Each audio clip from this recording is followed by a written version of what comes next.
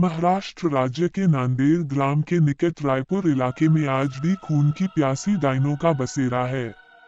स्थानीय लोगों का मानना है कि यहाँ रात में गुजरने वाले लोगों को डायन पहले तो अपने वश में करती लेती है और बाद में उस इंसान का खून पीकर स्वयं को अमर करती हैं।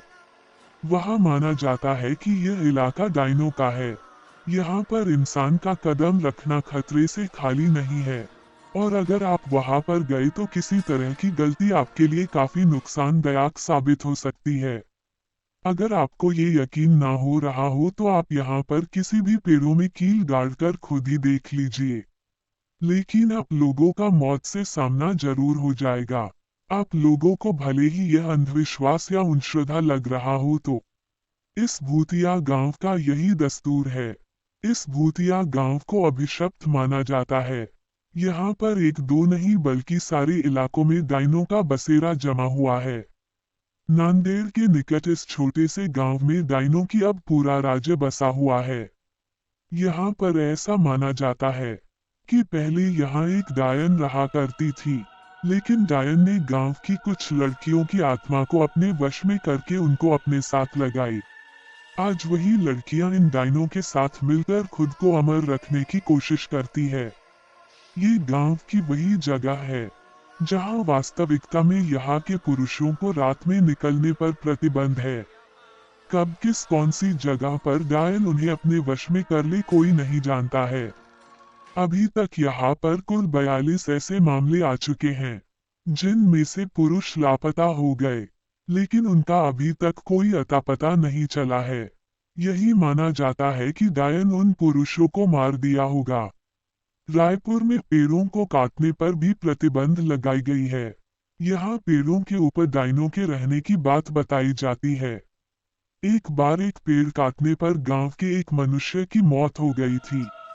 तब से ही माना जाता है कि डायन का पेड़ काटने पर ही उसकी मौत हुई। यहाँ पर एक टूटी हुई हवेली के अंदर एक छोटी सी कोठरी है जिसमें कोई भी नहीं आता जाता है और माना जाता है कि इस अंधेरी कोठरी में जो भी गया वो वापस कभी लौटकर नहीं आया है। 16 लोगों की मौत की गवाह इस भूतिया कोठरी को यहाँ के प्रशासन ने भी सील कर दिया है। डायनों को अपने वश में करने के लिए यहाँ पर कई तांत्रिकों ने अपनी पूरी शक्ति लगा दी, लेकिन इस बीच 5-6 तांत्रिकों को भी मौत हो गई, जिसके बाद तांत्रिक भी यहाँ की डायनों को अपने वश में करने से घबराने लगे। कहा जाता है कि गांव में हर अमावस्या और पूर्णिमा की रात को कोई बाहर नहीं निकल। हालांकि यह काफी पुरानी बात है।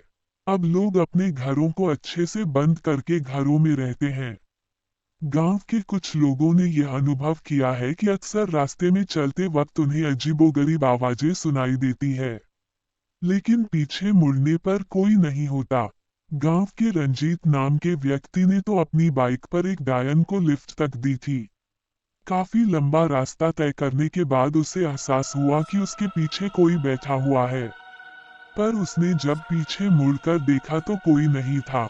रायपुर के लोगों का मानना है कि यहाँ कई साल पहले एक खूबसूरत महिला के साथ गांव के कुछ लोगों ने बलात्कार किया था। उसे बंदी बनाकर रख लिया और बाद में उस महिला की बेरहमी से हत्या कर दी। इसके बाद वही डायन बनकर यहाँ अपना बदला पूरा करती है।